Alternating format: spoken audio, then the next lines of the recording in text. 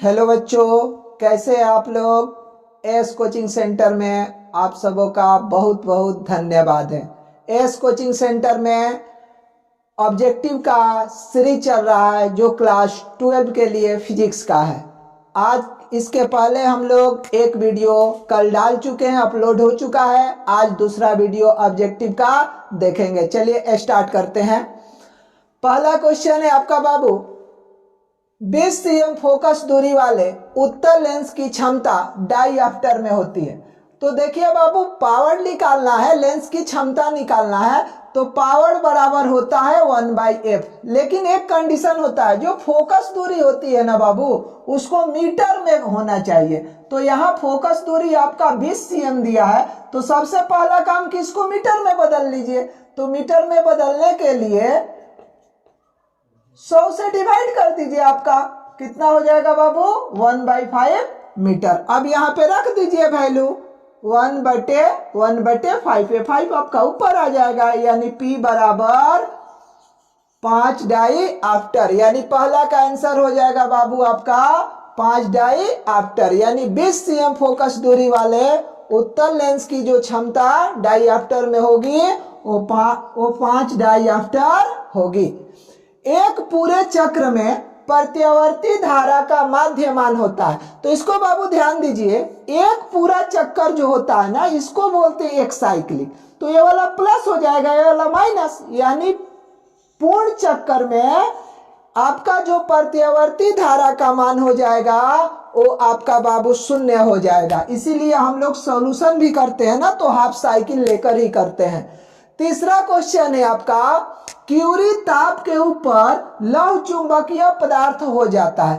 तो बाबू Curie temperature जो है एक ऐसा टेम्परेचर है जिस पर लौह चुंबकीय पदार्थ धीरे धीरे अनुचुंबकीय पदार्थ में बदल जाता है। यानी ऑप्शन नंबर ए आपका सही है।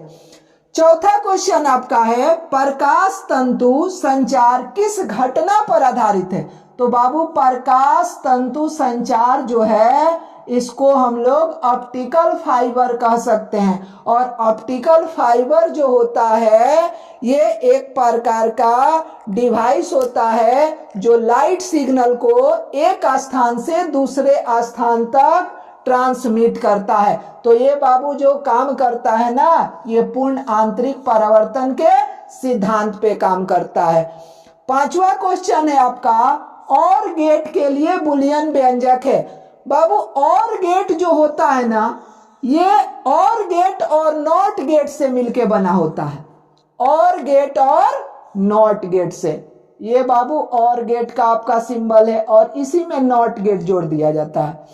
मीन्स इसका जो बुलियन एक्सप्रेशन होता है नॉर गेट का, a+b बार बराबर आउटपुट, यानी y जो है आपका आउटपुट होता है। 6 नंबर क्वेश्चन है आपका, प्रतिरोध का SI मात्रक होता है। अब ध्यान दीजिए बाबू, प्रतिरोध हो, प्रतिघात हो, प्रतिबाधा हो, इस सब का मात्रक जो होता है ना वो ओम होता है। प्रतिरोध, प्रतिबाधा या प्रतिघात, सबका मात्रक जो होता है SI में वो ओम होता है आपका। 7 नंबर क्वेश्चन है, व्हीट स्टोन ब्रिज से मापा जाता है। तो व्हीट स्टोन ब्रिज जो बाबू है इससे अज्ञात प्रतिरोध का मान ज्ञात करते हैं, चाहे वह प्रतिरोध आपका उच्च हो चाहे वह प्रतिरोध आपका निम्न हो। यानी इसका आंसर नंबर आपका हो जाएगा सी हो जाएगा। इसका ऑप्शन बाबू सी हो जाएगा। यानी व्हीट स्टोन ब्रिज से अज्ञात प्रतिरोध मापा जाता है, यानी उच्च प्रतिरोध भी माप सकते हैं, निम्न प्रतिरोध भी माप सकते हैं। चलिए 8 नंबर क्वेश्चन पे आ जाइए।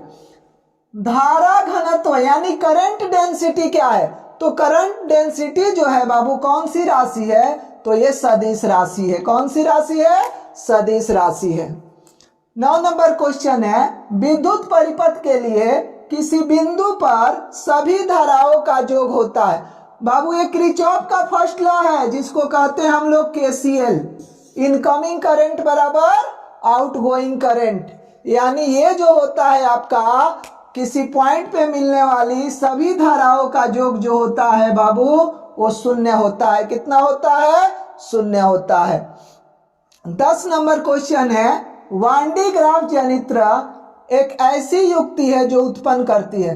तो वान डी ग्राफ जनित्र है ना बाबू, इससे कई लाख वोल्ट का विभवांतर हम लोग प्राप्त किया जा सकता है, यानी उच्च वोल्टता। इसका आंसर क्या हो जाएगा आपका? उच्च वोल्टता। नेक्स्ट क्वेश्चन आपका 11 नंबर देखिए, विद्युत हीटर में किस पदार्थ का उपयोग किया जाता है?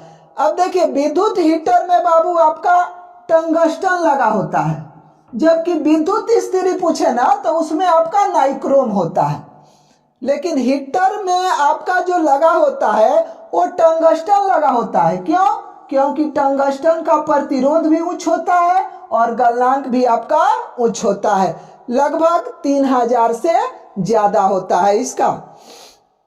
नैंड गेट के लिए बुलियन व्यंजक होता है। तो बाबू नैंड गेट जो बनता है ना, एंड गेट और नॉट गेट से बनता है, एंड गेट और नॉट गेट से बनता है। तो इसमें गुणन का नियम लागू होता है, लेकिन यहाँ नॉट लग गया है तो इन्वर्स यानी ए डॉट बी के ऊपर बार बराबर आउटपुट यानी वाई होता है।